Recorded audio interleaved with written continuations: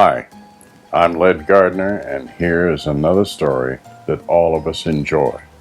I'm sure that you've read it before. It's called Rudolph, the Red-Nosed Reindeer. 'Twas the day before Christmas, and all through the hills the reindeer were playing, enjoying the spills of skating and coasting and climbing the willows and hopscotch and leapfrogging protected by the pillows. While every so often they'd stop to call names at one little deer not allowed in their games. Ha ha, look at Rudolph, his nose is a sight. It's red as a beet, twice as big, twice as bright. While Rudolph wept, what else could he do? He knew that the things that they were saying were true. Where must reindeers' noses be brownish and tiny? Poor Rudolph's was red, very large, and quite shiny. In days it dazzled, the pictures show that. At night it glowed like the eyes of a cat. And putting dirt on it just made it look muddy. Oh boy, was he mad when they nicknamed him Ruddy. Although he was lonesome, he always was good, obeying his parents as good reindeers should. That's why on this day Rudolph almost felt playful. He hoped that from Santa, soon driving his sleighful of presents and candy and dollies and toys for good little animals, good girls, and good boys, he'd get just as much, and this is what pleased him, as the happier, handsomer reindeer who teased him. So as night and fog hid the world like a hood, he went to bed hopeful. He knew that he'd been good.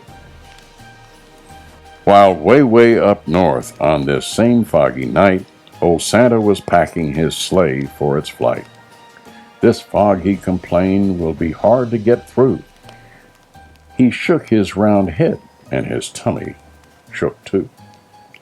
Without any stars or moon as our compass, this extra dark night is quite likely to swamp us. To keep from collisions, we'll have to fly slow. To keep our directions, we'll have to fly low.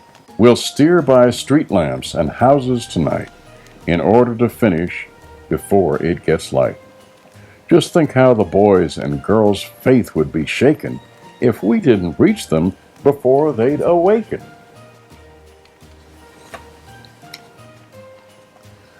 Come Dasher, come Dancer, come Prancer and Vixen, come Comet, come Cupid, come Donner and Blitzen. Be quick with your suppers. Get hitched in a hurry. You too will find a fog, a delay, and a worry.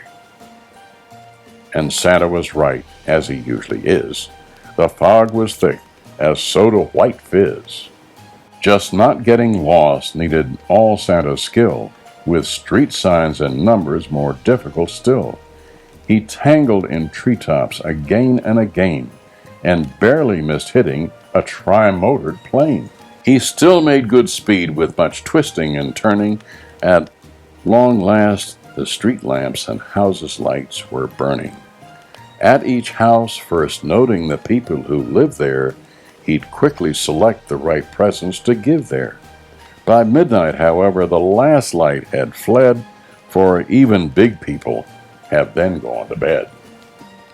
Because it might wake them, a match was denied. Oh my, how he wished for just one star to guide him. Through dark streets and houses, old Santa fared poorly. He now picked the presents more slowly and less surely. He really was worried, for what would he do if folks started waking up before he was through? The air was still foggy, the night was dark and drear, when Santa arrived at the home of the deer. A ledge that he tripped on while seeking the chimney gave Santa a spill and a painful skinned knee. The room he came down in was blacker than ink. He went for a chair and then found it a sink. The first bedroom was so very black, he tripped on the rug and fell flat on his back. So dark that he had to move close to the bed and squint very hard at the sleeper's deer head. Before he could choose the kind of toy, a doll for a girl or a train for a boy, but all this took time and filled Santa with gloom, while slowly he groped towards the next reindeer's room. The door he just opened when, to his surprise, a dim but quite definite light met his eyes. The lamp wasn't burning, the glow came instead from something that lay in the head of the bed. And there lay, but wait now, what would you suppose? The glowing, you've guessed it, it's Rudolph's red nose. So the room was easy, this one little light. Let Santa pick quickly the gift that were right. How happy he was till he went out the door. The rest of the house was as black as before, so black that it made every step a dark mystery. And then came the greatest idea in all history. He went back to Rudolph and started to shake him, of course very gently, in order to wake him. And Rudolph could scarcely believe his own eyes. You just can't imagine his joy and surprise at seeing who stood there so real and so near, while telling the tale we've already told here. Poor Santa's sad tale of distress and delay, the fog and the darkness and losing his way, the horrible fear that some children might waken before his complete Christmas trip had been taken. And you, he told Rudolph, may yet save the day. Your wonderful forehead may yet pave the way.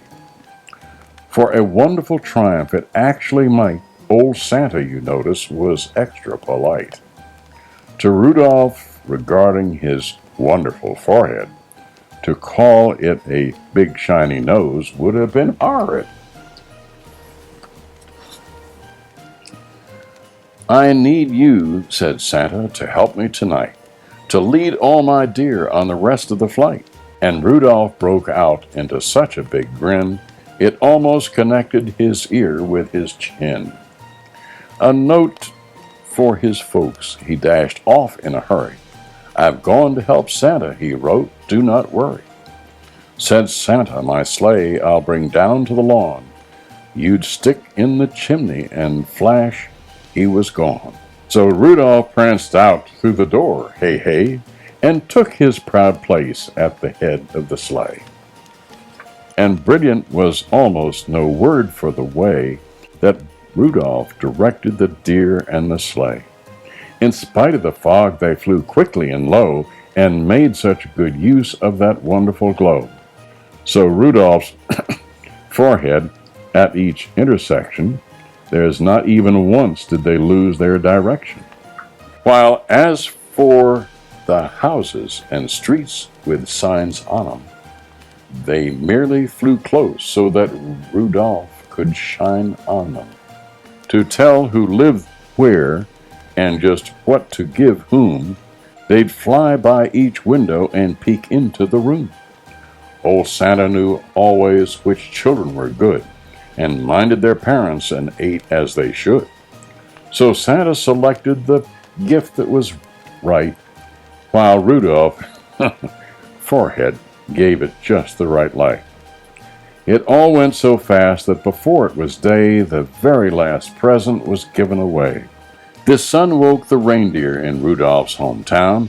They found the short message that he'd written down. They gathered outside to await his return, and were they excited and astonished to learn that Rudolph, the ugliest deer of them all, Rudolph the red-nosed, bashful and small, the funny-faced fellow they all called names and practically never allowed in their games, was now to be envied by all far and near, for no greater honor can come to a deer than riding with Santa and guiding his sleigh, the number one job on a number one day. The sleigh and its reindeer soon came into view, and Rudolph still led them as downward they flew. Oh boy, was he proud as they came to a landing, right where his handsomer playmates were standing. These bad deer who used to do nothing but tease him would now have done anything only to please him. They felt even sorrier they had been bad when Santa said, "Rudolph, I never have had a deer quite so brave or so brilliant as you at fighting black fog and at guiding me through. By you last night's journey was actually lost. Without you, I'm certain we'd all have been lost. I hope you'll continue to keep us from grief on future dark trips as Commander-in-Chief." But Rudolph just blushed from his head to his toes until his whole fur was as red as his nose. The crowd first applauded, then started to screech, "Hooray for our Rudolph, and we want a speech." But Rudolph was bashful despite being a hero, and tired. His sleep on that trip totaled 0. So that's why his speech was just brief and not bright. Merry Christmas to all, and to all a good night.